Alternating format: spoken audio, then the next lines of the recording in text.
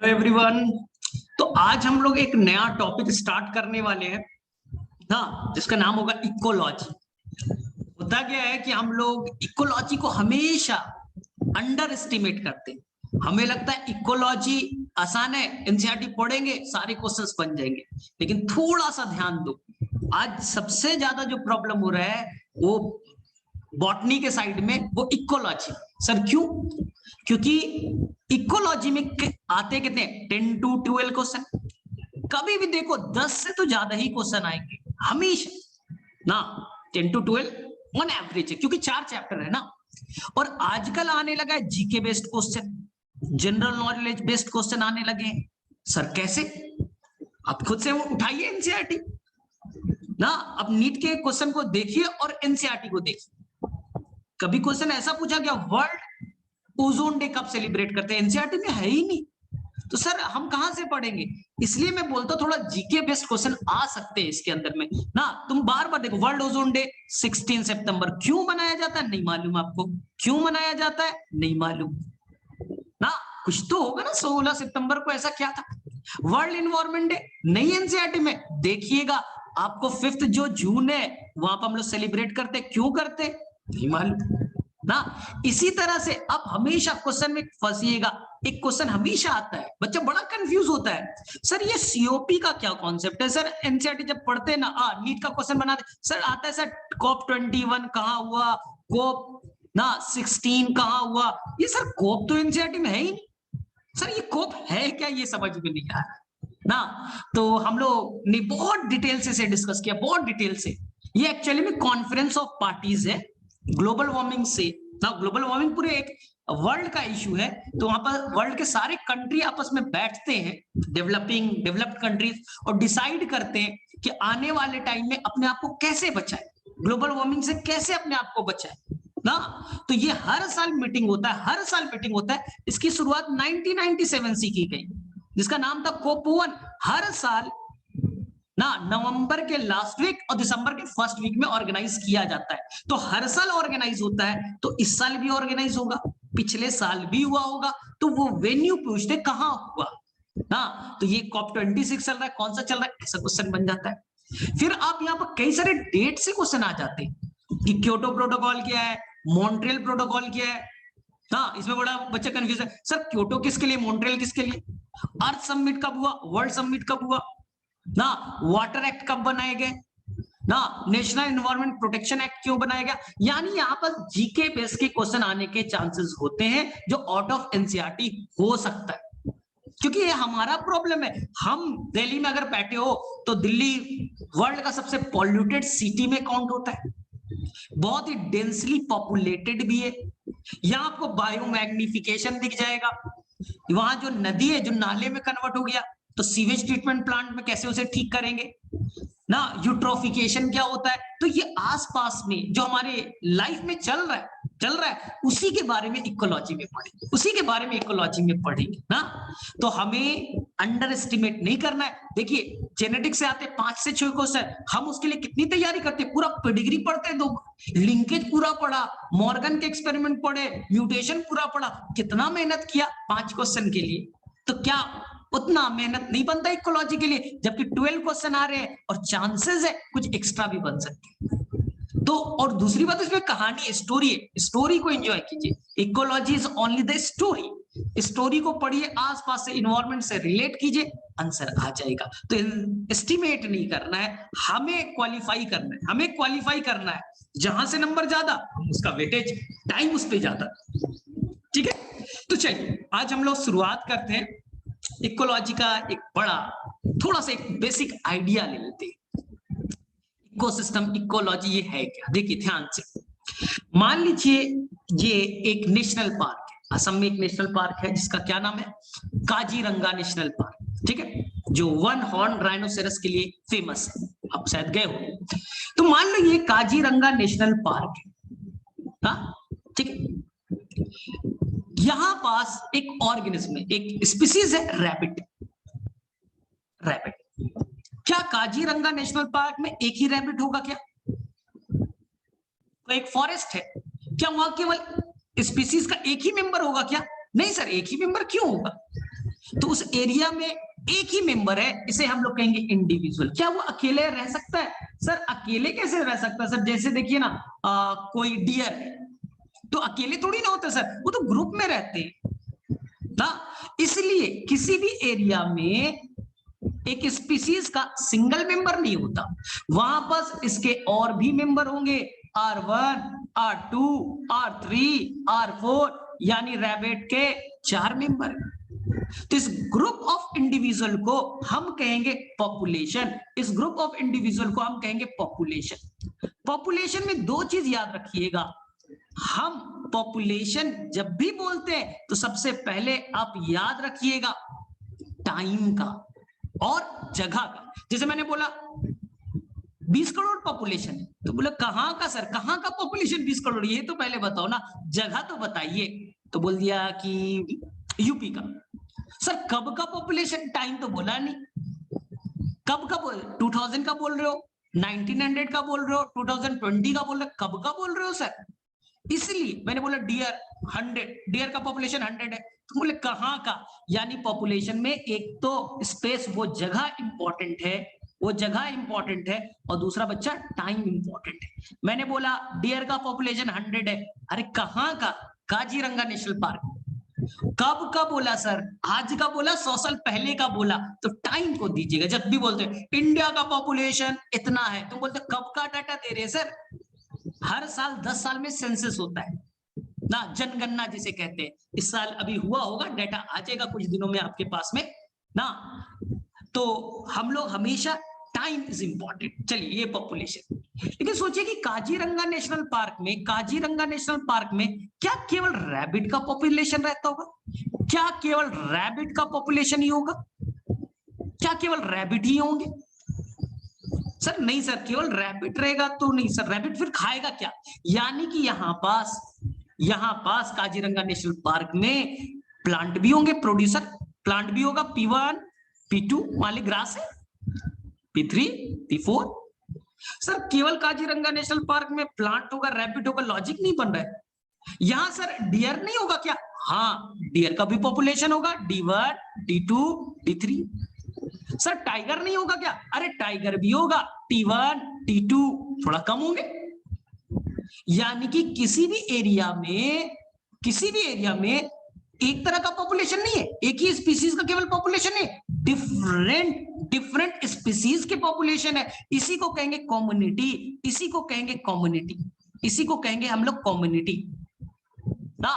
Different species के population एक साथ उस एरिया में रहना, इट इज कॉल्ड कम्युनिटी ना। सर और कोई होगा क्या? अरे हाँ होंगे।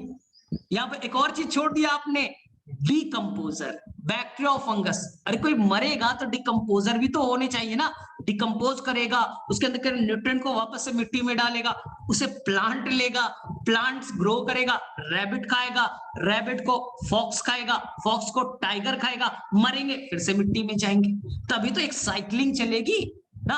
तो यहां पास डिकम्पोजर यानी बैक्टीरिया भी होंगे और फंगस भी होंगे, ठीक है, यानी डिफरेंट स्पीसीज के पॉपुलेशन एक साथ रह रहे, ठीक है। ये हो गया बच्चा कम्युनिटी। सर इतने से हो जाएगा क्या? नहीं, अब देखिए यहां फिर से देखिए कम्युनिटी क्या हुआ, डिफरेंट स्पीसीज के पॉपुलेशन, डिफरेंट स्पीसीज के पॉपुलेशन। जैसे मैंने बोला था स्टार्टिंग में, रैबिट का पॉपुलेशन R1, R2, R3। यहां पर प्लांट है, प्लांट भी कई तरह के, प्लांट भी ग्रास है, हर्ब्स है, ट्रीज है, अलग अलग स्पीसीज के। तो चलिए P1, P2, P3। यहां सर डियर है, D1, D2, D3। सर यहां पास कौन है? टाइगर है, T1, T2। सर बैक्टीरिया है, B1, B2। फंगस का है, फंगस का भी पॉपुलेशन होगा, अलग अलग स्पीसीज है फंगस के, उनका भी पॉपुलेशन होगा। ये सारे के सारे कैसे? लिविंग है, इसे कहते हैं बायोटिक कंपोनेंट। अब अब इस काजीरंगा नेशनल पार्क में ये जो कम्युनिटी है जिसमें केवल लिविंग पार्ट है, अब यहां पर एंट्री लेता है abiotic component, non living part यानी इन्वायरमेंट वाला पार्ट, फिजिकल पार्ट। यहां अब ए बायोटिक कंपोनेंट जैसे कि वाटर, जैसे कि लाइट, सनलाइट बड़ा जरूरी है, अरे बिना सनलाइट का फोटोसिंथेसिस कैसे करोगे? और फोटोसिंथेसिस नहीं हुआ, खाना नहीं बनेगा। खाना नहीं बना तो भाई काहे का इकोसिस्टम। हाँ, यहाँ पास कौन होगा, टेम्परेचर इंपॉर्टेंट है, आपको तो मालूम है। टेम्परेचर अगर मेंटेन है, टेम्परेचर आपके एंजाइम काइनेटिक्स को कंट्रोल करता है, टेम्परेचर में वेरिएशन हुआ तो आप पे इफेक्ट पड़ेगा। सॉइल, तो ये हो गए एबायोटिक कंपोनेंट। तो इनके यानी कि ये बना आपका इकोसिस्टम। तो मैं सिंपल से भाषा में बताऊं, इकोसिस्टम क्या हुआ बताइए। कम्युनिटी यानी बायोटिक कंपोनेंट, उनका फिजिकल एनवायरनमेंट के साथ में इंटरेक्शन, यानी कि बायोटिक कंपोनेंट लिविंग वाला part, abiotic component non living वाला पार्ट, दोनों का इंटरेक्शन आपस में होना, यही कहलाएगा इकोसिस्टम। देखो सनलाइट अगर कम आ रहा है तो फोटोसिंथेसिस कम होगा, तो इकोसिस्टम पे तो फर्क पड़ेगा ना। अगर टेम्परेचर ज्यादा है, इकोसिस्टम पे तो बायोटिक कंपोनेंट पे तो फर्क पड़ेगा ना।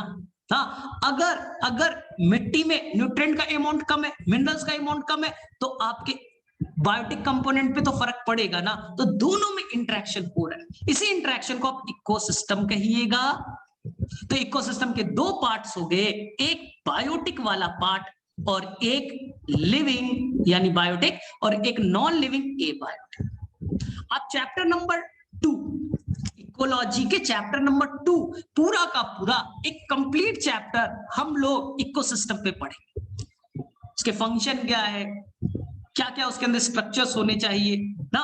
बायोटिक में कौन होना चाहिए, सोचिए, काजीरंगा नेशनल पार्क एक इकोसिस्टम है।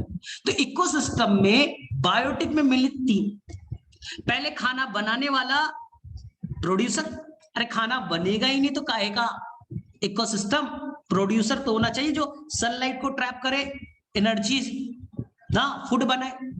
अब इसे खाने वाला कंज्यूमर, अरे हम कंज्यूमर ही तो है, रैबिट कंज्यूमर ही तो है, टाइगर कंज्यूमर ही तो है, डियर कंज्यूमर ही तो है। हाँ, ये प्राइमरी कंज्यूमर, सेकेंडरी, टर्सरी, ये सब बात में बातें करेंगे ना। कंज्यूमर ही तो है जो प्लांट प्रोडक्ट को खाए, कंज्यूमर। लेकिन प्लांट भी मरेगा और ना प्रोड्यूसर भी मरेगा, कंज्यूमर भी मरेगा। लेकिन हमारे जो न्यूट्रिएंट आ गए, अगर हम मर गए, हमारा डिकम्पोजिशन नहीं हुआ, तो सोचिए क्या होगा। हम मर गए, हमारा डिकम्पोजिशन हुआ ही नहीं, हमारे न्यूट्रिएंट मिट्टी में जाएंगे नहीं, तो साइक्लिंग होगा नहीं, इकोसिस्टम होंगे नहीं। इसलिए डिकम्पोजर भी जरूरी है। तो एक खाना बनाने वाला, एक खाना खाने वाला, मरने के बाद में डिकम्पोज करने वाला, तो 3 मेन इंपॉर्टेंट होंगे। चलिए ठीक है। एबायोटिक अभी बताया, फिजिकल एनवायरनमेंट, लाइट, टेम्परेचर, ठीक है। अब बताइए इसी इकोसिस्टम के स्टडी को हम इकोलॉजी कहेंगे। तो आप जब एनसीईआरटी स्टार्ट कीजिएगा, chapter number 1 page number 1 organism and population, तो वहां पर एक हायरार्की वर्ड यूज किया। जैसे आप पढ़ते हो बायोलॉजी में कई जगह हायरार्की पढ़ते, kingdom, phylum, class, order, genus, species, वो भी एक हायरार्की है। अब पढ़ते हो एटम्स, मॉलिक्यूल्स ना, organelles, cell, tissue, organ system, क्या क्या पढ़ते, वहां भी एक हायरार्की है। इसी तरह से इकोलॉजी की भी हायरार्की ना। और स्टार्टिंग कहां से होता है, एक इंडिविजुअल से। तो मैंने पहला चैप्टर ऑर्गेनिज्म एंड पॉपुलेशन का पहला पेज का थोड़ा इंट्रो देने की कोशिश की, हाँ, कि सबसे पहले कौन आएगा। काजीरंगा नेशनल पार्क में एक इंडिविजुअल रैबिट आया, अकेले नहीं रह सकता, उसके और भी स्पीसीज के मेंबर होंगे, मिल करके पॉपुलेशन बनाएंगे, ठीक है। लेकिन क्या एक ही तरह का, एक ही स्पीसीज का पॉपुलेशन हो, नहीं सर, अलग अलग स्पीसीज के पॉपुलेशन हो, मिलकर के कम्युनिटी बने, और इस कम्युनिटी में केवल बायोटिक कंपोनेंट है, लिविंग पार्ट है।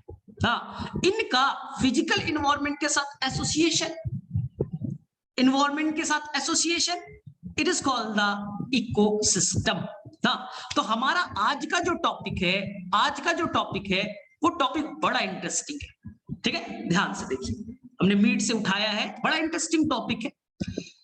देखिए ध्यान से, ये काजीरंगा नेशनल पार्क, और यहां है बच्चा रैबिट, ठीक, रैबिट क्या, और यहां पास है आपका ग्रास, G2, G3, यहां है बच्चा डियर, T1 T2 और यहाँ है बच्चा आपका टाइगर T1 T2।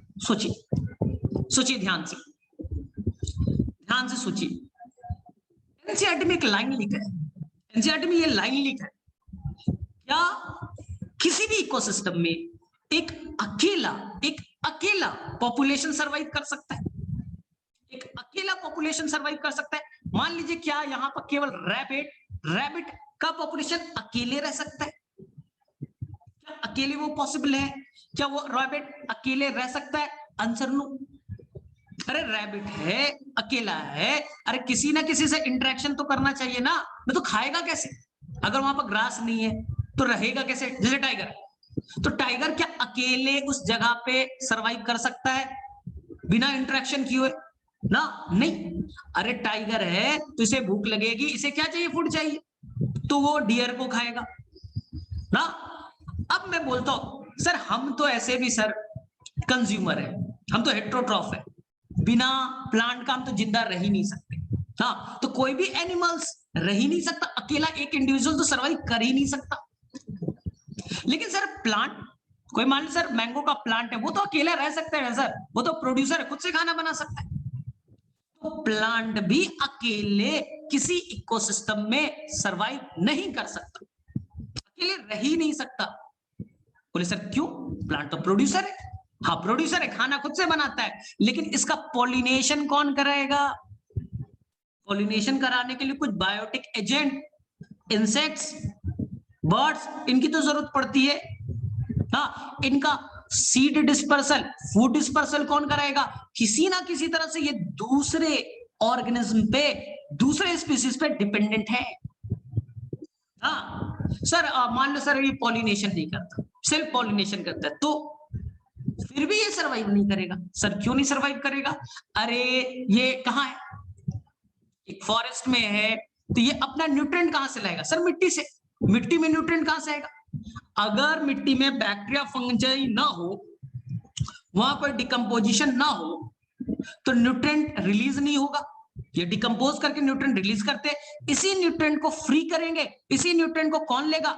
मैंगो का प्लांट लेगा ना।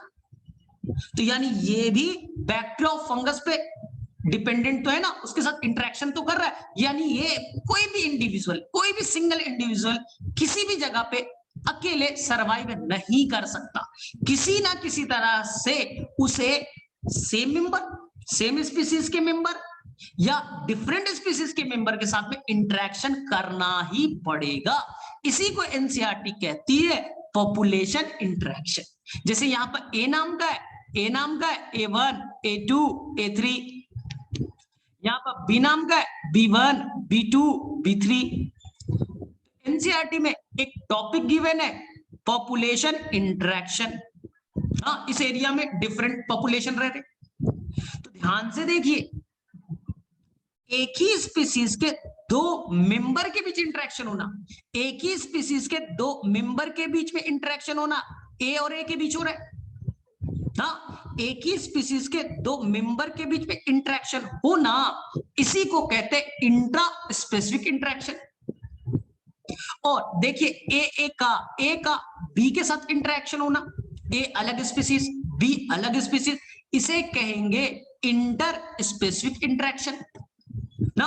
आपस में जो डिफरेंट पॉपुलेशन है, इनका आपस में इंटरेक्शन होना एनसीईआरटी में लिखा है population interaction, population interaction, interaction.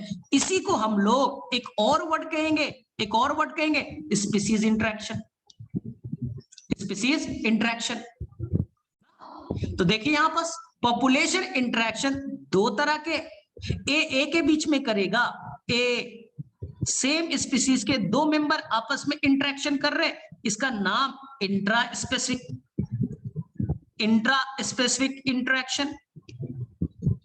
एक ही स्पीसीज के दो मेंबर, रैबिट के साथ कर रहा है, डॉग के साथ कर रहा है, इंट्रा स्पेसिफिक। लेकिन डॉग कैट के साथ कर रहा है, डॉग कैट के साथ कर रहा है, टाइगर डियर के साथ कर रहा है, हाँ तुम मंकी के साथ कर रहे हो, डिफरेंट स्पीसीज के बीच, नाम inter specific interaction, inter specific interaction. ठीक, अब देखिए आपकी एनसीईआरटी ने सिलेबस में इंटर स्पेसिफिक को ही कंसीडर किया है। हमें डिटेल में इंटर स्पेसिफिक ही पढ़ना है। डिटेल में कौन सा पढ़ना है? इंटर स्पेसिफिक, यानी ए का बी के साथ में डिफरेंट स्पीसीज के मेंबर का इंटरेक्शन पढ़ना है। Sir intraspecific deer deer के बीच में हो रहा है, टाइगर टाइगर के बीच में हो रहा है, ये हमारे लिए ज्यादा इंपॉर्टेंट नहीं है। बोले सर क्यों? सिंपल समझो, दो बच्चे, हाँ तुम और तुम्हारे रूममेट, यू वाई मतलब यू और ये तुम्हारी रूममेट, तुमने अपने रूममेट को ब्लैक पेन दे दिया, तुम्हारे रूममेट ने तुम्हें रेड पेन दे दिया। सर दोनों को बेनिफिट हो गया। तुमने उसे फिजिक्स से न्यूमेरिकल सिखा दिए, बदले में उसने केमिस्ट्री के थोड़े प्रॉब्लम तुम्हें सिखा दिए, दोनों को फायदा, दोनों को फायदा। सर ऐसा भी हो सकता है सर कि मैं और मेरी रूममेट, मैं उसे सिखा दी सर, उसने मुझे कुछ नहीं सिखाया, उसने मुझे कुछ भी नहीं सिखाया, ऐसा भी हो सकता है ना। तो यहाँ इंटर स्पेसिफिक में दोनों पॉसिबल है, ए के बीच में इंटरेक्शन हुआ, दोनों को एक दूसरे से बेनिफिट मिला, इंटरेक्शन में फायदा हो रहा है तो पॉजिटिव हो गया भाई। लेकिन यहाँ हो सकता है एक दूसरे से लड़ाई कर रहे, एक दूसरे से मारपीट कर रहे, तो ये क्या हो गया? नेगेटिव भी हो सकता है। जैसे डियर, काजीरंगा नेशनल पार्क, ये डियर है D1, ये D2, आपस में फूड के लिए लड़ रहे, आपस में शेल्टर के लिए लड़ रहे। तो यहां पास एक दूसरे, और कॉमन भी है ना, कॉमन भी ना, एक ही एरिया में रहना है, तो आपस में फूड के लिए लड़ाई करेंगे ही करेंगे, मेटिंग के लिए लड़ाई करेंगे, स्पेस के लिए लड़ाई करेंगे। प्लांट है तो वो स्पेस के लिए, सनलाइट के लिए लड़ाई कर रहा है, मिनरल्स के लिए लड़ाई कर रहा है, तो यहां पर दोनों के बीच में नेगेटिव भी हो सकता है और पॉजिटिव भी हो सकता है। हेल्प कर रहा है तो पॉजिटिव हुआ।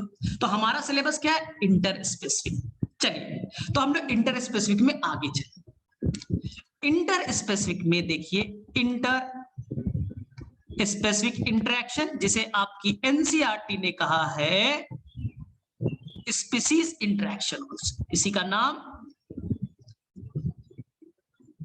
Species interaction.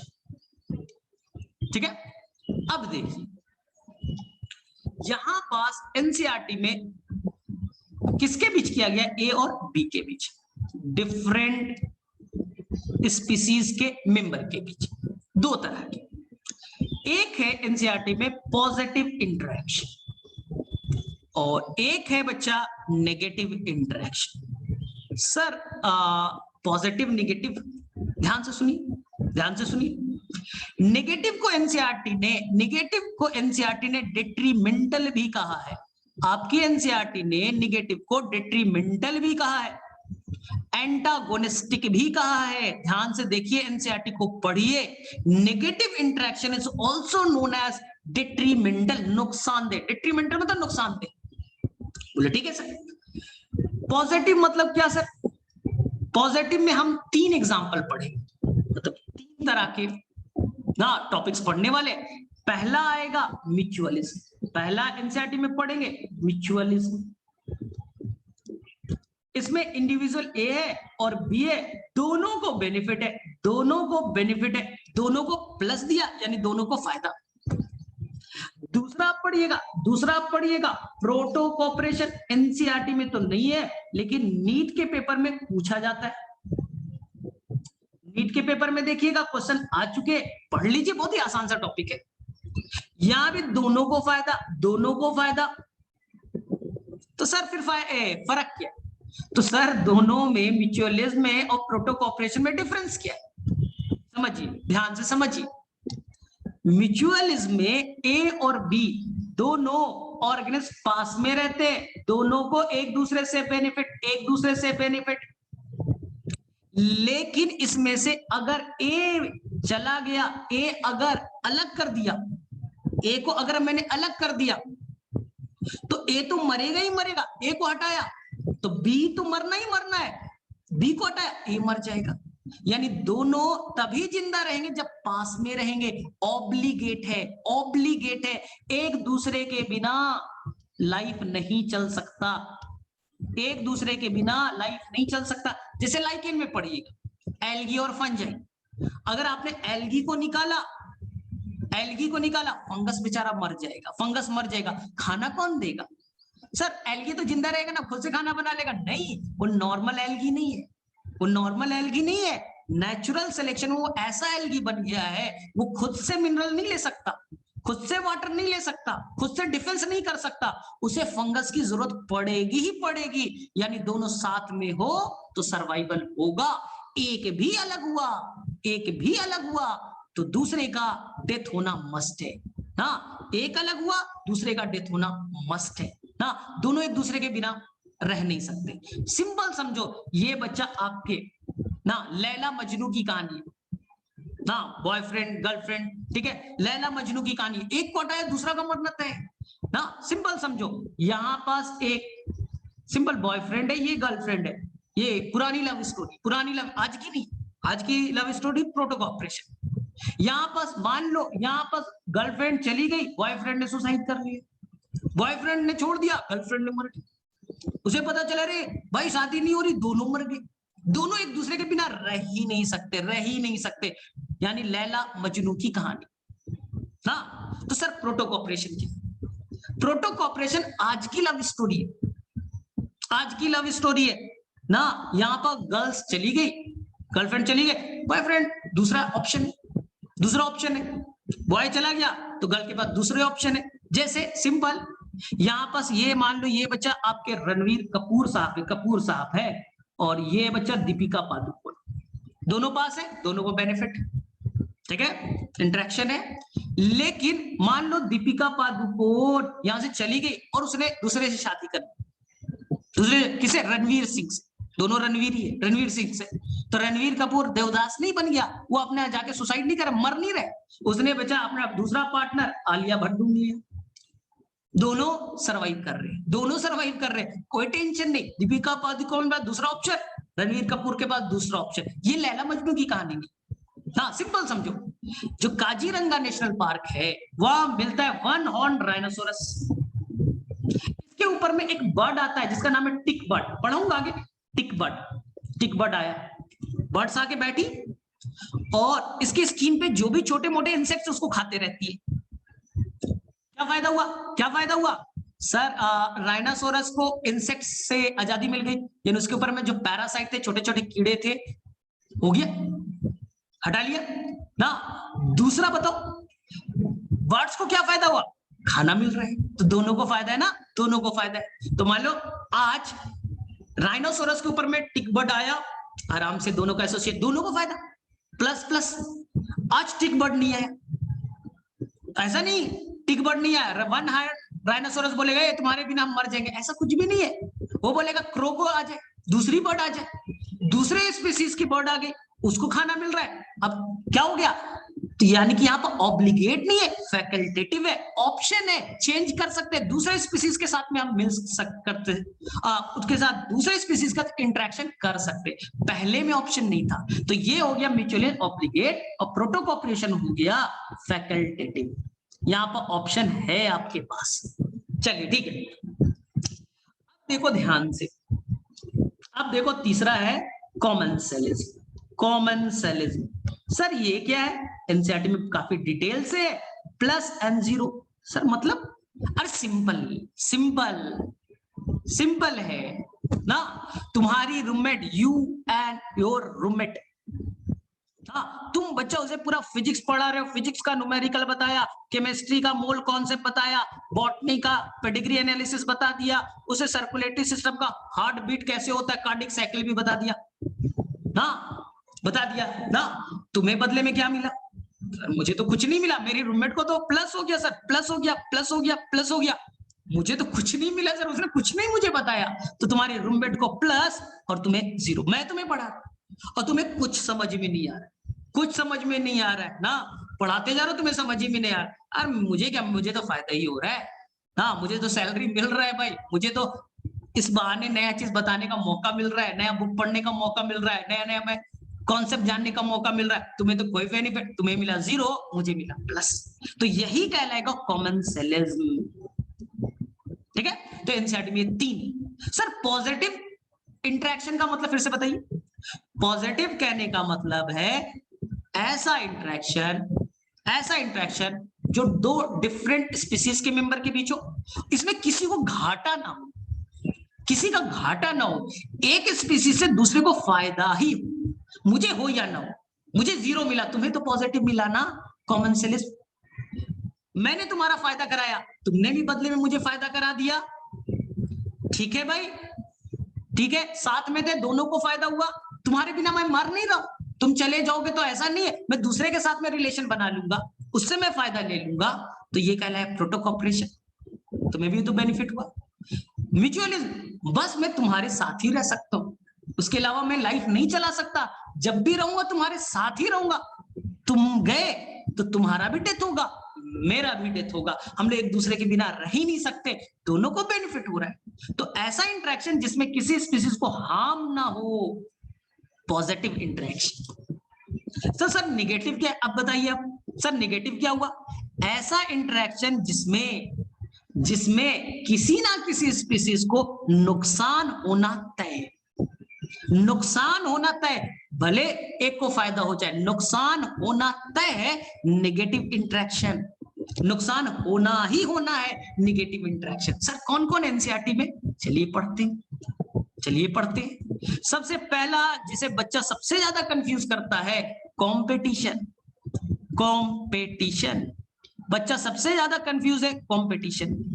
ए स्पीसीज बी स्पीसीज के मेंबर, दोनों को माइनस माइनस, नीट के एग्जाम में डायरेक्टली सिंबल आ गया, माइनस माइनस कहां मिलेगा? कंपटीशन। सर कंपटीशन में माइनस माइनस क्यों सर? तुम्हारे दिमाग में क्या चलता है? सर दो पहलवान की लड़ाई, एक मजबूत पहलवान, एक कमजोर पहलवान। सर मजबूत वाला जीत गया, गोल्ड मेडल मिल गया, और जो कमजोर वाला वो तो हार गया। सर उसको मिला नेगेटिव और उसको गोल्ड मिला पॉजिटिव। नहीं सर, मैं और मेरी रूममेट तैयारी कर रही है सुपर 40 में, मेरी रूममेट क्वालिफाई कर गई, उसको तो सर पॉजिटिव, मैं तो क्वालिफाई नहीं की सर, मुझे तो नेगेटिव हो गया ना। नहीं, यही बच्चा सोचता है, इसलिए गलत हो जाता है। कभी भी कंपटीशन में रिजल्ट को नहीं देखना है, कंपटीशन में कभी भी रिजल्ट को नहीं देखना है।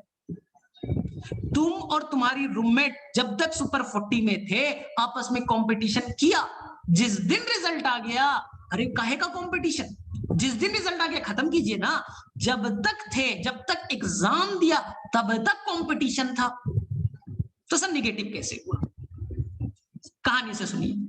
यू और तुम्हारी रूममेट तुम लोग मेस में गए ना, तुमने पूछा अपनी बेस्ट फ्रेंड से, चलो रूममेट की जगह ज्यादा बेटर है कि बेस्ट फ्रेंड ले लें, तुम्हारी फ्रेंड, एफ फॉर फ्रेंड। तुमने पूछा अपने फ्रेंड से कितने देर पढ़ाई कर रहे हो आजकल, नीट का एग्जाम आने वाला है, तो बोले 4 घंटे। तुम लोग मेरी बेस्ट फ्रेंड 4 घंटा पढ़ाई कर रही है तो मैं 6 घंटा पढ़ाई करूंगी। अगले हफ्ते फिर से मिलते, तुम्हारी फ्रेंड पूछते कितने देर पढ़ाई कर रहे हो, 6 घंटा। वो बोले ओ ये 6 घंटा कर रही है तो मैं 8 घंटा करूंगी। अब क्या हो रहा है, हर हफ्ते दोनों मिलते हैं और दोनों में कंपटीशन लग चुका है। एक पढ़ रहा है 10 घंटा, दूसरा 12 घंटा, एक 15 घंटा तो दूसरा 20 घंटा, कोई 23 घंटा पढ़ा तो दूसरा 24 घंटा पढ़ना स्टार्ट किया। अरे मान लो लास्ट में दोनों इतने पढ़ते पढ़ते पागल हो गए, दोनों को पागल खाने में भेज दिया गया, दोनों पागल खाने में भेज दिया गया। अरे स्पीसीज का तो लॉस हो गया। एक इकोसिस्टम में दोनों आपस में इतने लड़ रहे कि लास्ट में दोनों को हार्म होते जा रहा है, दोनों को नुकसान हो गया, दोनों खत्म हो गए। तो इकोसिस्टम में तो सोचिए ना, वहां पर जितना डाइवर्सिटी होगी उतना अच्छा है, यहाँ तो भाई गायब कर दे रहे हो, स्पीसीज का लॉस करा दे रहे हो तुम तो। यानी कि एक ताकतवर पहलवान और एक कमजोर पहलवान में लड़ाई हुई, मालूम है ताकतवर जीतेगा, लेकिन जो वीक वाला है 10 थप्पड़ खाया, 10 मुक्के खाए, 2 मुक्का लगाया भी तो तुम्हें खल्ली से लड़ाई करा दो, ठीक है तुम हारोगे, मालूम कंपटीशन हुआ, मेडल पे मत जाइएगा, फाइनल रिजल्ट पे मत जाइएगा, जब तक लड़ाई होगी तब तक। आपको 20 मारा, एक भी आपने मार दिया तो उसका भी तो लॉस हुआ, उसका भी तो एनर्जी गया ना, तुम्हारा हुआ ज्यादा कम चलेगा, लेकिन नुकसान तो दोनों को है, इसलिए कंपटीशन में हमेशा माइनस माइनस करेंगे। बच्चा अपने दिमाग में बैठा लेता है गोल्ड मेडल वाला, सर हम दो पहलवान लड़ाई किए तो वो तो गोल्ड मेडल जीत गया और इसे तो कुछ भी नहीं है, प्लस और माइनस नहीं, गलत हो जाएगा, इसको सुधारिए। चलिए ठीक है, अब चलिए सेकंड है बच्चा प्रीडेशन। प्रीडेशन, सर प्रीडेशन में क्या, आपको तो मालूम है, प्रीडेटर आएगा,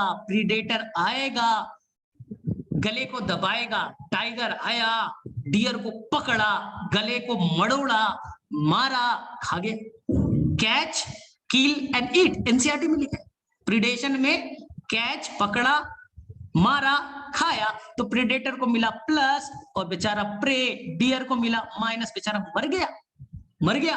तो जाहिर सी बात है, एक को फायदा एक को नुकसान। तीसरा पैरासिटिज्म, आपके ऊपर में कोई पैरासाइट आपके ऊपर आया, आपसे न्यूट्रिशन लेगा, आपसे स्पेस लेगा, तो उसे मिला प्लस, आपको हुआ नुकसान, उल्टा बीमारी भी कॉज कर दिया। इतना बीमारी करते हैं धीरे धीरे तुम डेथ की तरफ जा रही हो। पैरासिटिज्म प्लस एंड माइनस, दोनों एक्चुअली में एक्सप्लॉयटेशन के अंदर आते हैं। एक्सप्लॉइट करना, शोषण करना। प्रीडेशन में एक बार में झटके में मार देगा दूसरे स्पीसीज के मेंबर को, पैरासिटिज्म में एक झटके में नहीं मारेगा, आया और पहले ही दिन तुम्हें मार दिया तो भाई होस्ट ही मर जाएगा, तो तुम कहां रहोगे भाई। इसलिए अच्छा पैरासाइट वही है जो कम से कम नुकसान तो होना है, वहां से जगह ले रहा है, खाना ले रहा है, नुकसान तो होना है, लेकिन धीरे धीरे एक्सप्लॉइट करेगा, स्लोली मारेगा, वो अल्टीमेटली तुम्हारा डेथ ही कराएगा। तो प्रीडेशन एक झटके में मारना, पैरासाइट स्लोली डेथ कराना, यानी दोनों में एक्सप्लॉइट कराना, शोषण कराना होगा। चलिए फोर्थ, जो कि नीट के पेपर में क्वेश्चन आ चुका है, बच्चे यहां बड़ा कंफ्यूज करता है,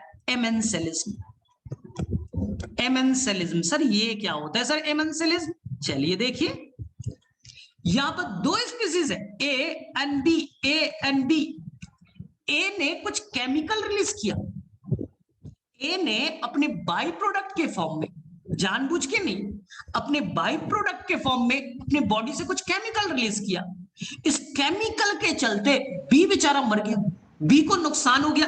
ए का मोटो नहीं था मारना, ए नहीं चाहता था उसे मारना, लेकिन बी उसके पास आ गया, उसके रेंज में आया, जिसकी उसकी डेथ हो गई। तो ए को मिला, बी को तो बेचारे नुकसान हो गया, ए का मोटो नहीं था, तो यहां पर 0 दीजिए। तो सर प्लस माइनस लिखना था सर, आप गलत लिख दिए क्या? हेमेंसेलिज्म में सर एक ने केमिकल रिलीज किया, दूसरा मर गया, तो पहले वाले को तो फायदा, उसे डिफेंस तो मिल गया ना सर। उन्हें तो दूसरा आता, जैसे फंगस ने केमिकल रिलीज किया बाई प्रोडक्ट के फॉर्म, मेन प्रोडक्ट नहीं, जानबूझ के नहीं कर रहा है, बाई प्रोडक्ट में रिलीज कर दिया, और पास में कौन आ गया? कोई बैक्टीरिया, इस एंटीबायोटिक से मर गया। ये फंगस चाहता नहीं था, ये जानबूझ करके नहीं किया, इससे कोई फायदा नहीं है। ऐसे समझिए, ध्यान से देखिए, यहां एक फंगस है F1 नाम का, ठीक है, और यहां पास अभी कोई केमिकल रिलीज नहीं कर रहा है, ये कोई केमिकल रिलीज नहीं कर रहा है। जैसे ही यहां बैक्टीरिया आया, इसने एंटीबायोटिक्स रिलीज किया और ये मर गया। बैक्टीरिया गया, केमिकल्स रिलीज करना बंद। फंगस केमिकल रिलीज नहीं कर रहा है, एंटीबायोटिक्स रिलीज नहीं कर रहा है, कब रिलीज करेगा? बैक्टीरिया आया, ओ आ गया, नुकसान पहुंचाएगा, मेरा जगह ले लेगा, मुझे बेटा चोट पहुंचा सकता है ना, तो ये क्या करेगा? केमिकल रिलीज कर रहा है, केमिकल रिलीज किया, बैक्टीरिया मर गया, फिर चुपचाप से बैठ गया। ऐसा नहीं है, ये एमेंसेलिज्म नहीं, एमेंसेलिज्म में ये बच्चा F2, ये है एमेंसेलिज्म। क्या? ये अपने बाई प्रोडक्ट के फॉर्म में रिलीज कर रहा है, सामने में बैक्टीरिया हो या ना हो, ये तो रिलीज कर रहा है।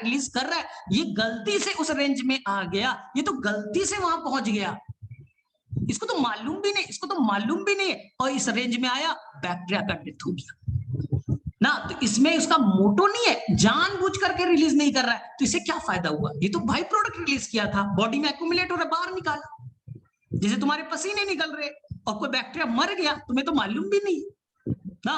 तो एमेंसिलिस में इस फंगस को कोई फायदा नहीं है। हाँ, बैक्टीरिया को नुकसान हो गया, ठीक है। तो एमेंसिलिस में डायरेक्टली नीट के पेपर में क्वेश्चन आया कि जो एंटीबायोटिक्स है, हाँ ये फंगस है, एंटीबायोटिक्स रिलीज करता है, केमिकल है, उसके रेंज में बैक्टीरिया मर गया, तो ये किसका एग्जांपल है? एंटीबायोटिक्स वाला कॉन्सेप्ट बोल दीजिएगा। केमिकल का रिलीज होना, दूसरे ऑर्गन्स का डेथ होना ना, ये एमेंसिलिन के अंदर में आएगा, तो इसमें कंफ्यूज नहीं होना है। चलिए अब बताइए, एनसीईआरटी में कुछ पॉपुलेशन इंटरेक्शन में आप पढ़िएगा तो आपको एक दो पॉइंट थोड़ी डिफिकल्ट मिलेगी। एनसीईआरटी में लिखे हमारे अंदर में भी छोटे ना इंटरेक्शन मौजूद है, हमारे बॉडी में भी, हमें कभी पता ही नहीं चला, मिनिमल क्वांटिटी, मिनिमल कंडीशन में मौजूद है, लेकिन हमने कभी फील ही नहीं किया। बोले मतलब सर एनसीईआरटी का ये वर्ड है।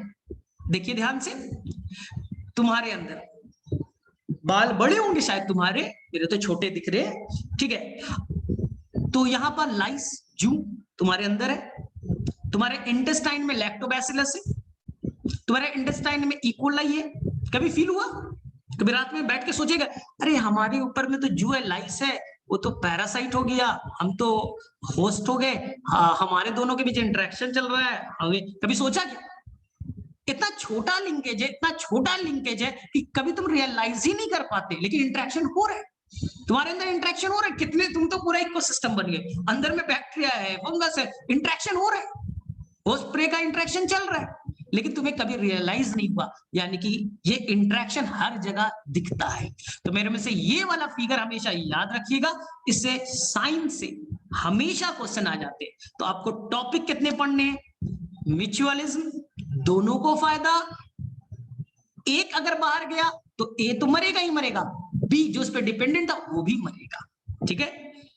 जिसे मैं पढ़ाऊंगा इसमें फिग एंड वास्प का रिलेशनशिप, यक्का प्लांट एंड मोथ्स का रिलेशनशिप, ऑर्किड प्लांट एंड बम्बल बीज का कॉन्सेप्ट, और एक एनसीईआरटी में नहीं है, ट्राइकोनिम्फा और टर्माइट्स का रिलेशनशिप। तो मैं इसमें 6 एग्जांपल कवर करूंगा। लाइकेन आएगा, माइकोराइजा आएगा, फिग एंड वास्प आएगा, यक्का प्लांट एंड मोथ्स का रिलेशन आएगा, पढ़ेंगे हम लोग। इसी तरह से एनसीईआरटी में प्रोटोकॉपरेशन नहीं है, फिर भी हम लोग पढ़ाई करेंगे ना। इससे थोड़ी कभी कभी कंफ्यूजिंग क्वेश्चन आ चुके हैं, ठीक है। हाँ, कॉमन सेलिज्म एनसीईआरटी में है, कॉमन सेलिज्म के सारे एग्जांपल करेंगे।